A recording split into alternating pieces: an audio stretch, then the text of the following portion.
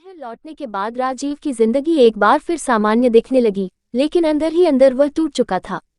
वो अक्सर अकेले में खुद से बातें करता और कभी कभी उसे ऐसा लगता जैसे उसके भीतर कोई और भी है, देखता हुआ, सुनता हुआ, सांस लेता हुआ।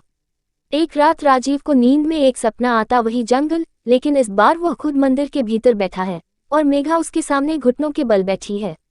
राजा, मेरी नींद पूरी नहीं हुई, अभी बलि बाकी है। राजीव चौंक कर उठ बैठता है।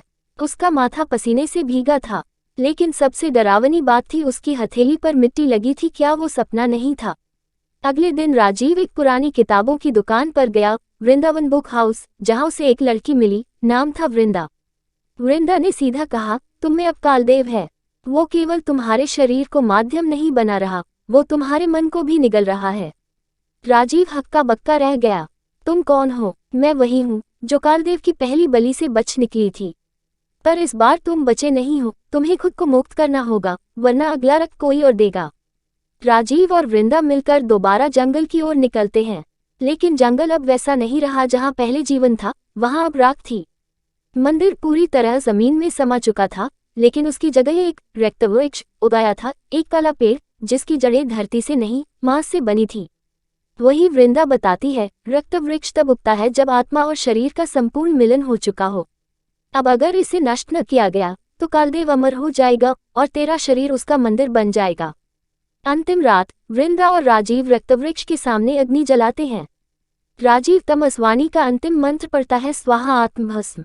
तभी अचानक राजीव की आंखें लाल हो जाती है, उसका शरीर कांपता है और उसके मुंह से दो आवाजें आती है, एक राजीव की और एक गहरी भारी आवाज कालदेव की।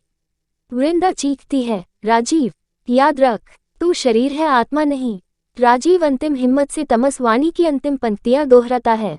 चारों ओर आग की लपटें उठती हैं, वृक्ष जलने लगता है और कालदेव की आत्मा चीत्कार करती है। सुबह जंगल पूरी तरह राख हो चुका था। वृंदा अकेली थी, राजीव कहीं नहीं दिखा, लेकिन किताब तमस्वानी अब राख बन चुकी थी। कुछ साल बाद एक नया परिवार उस इलाके में पिकनिक मनाने आता है।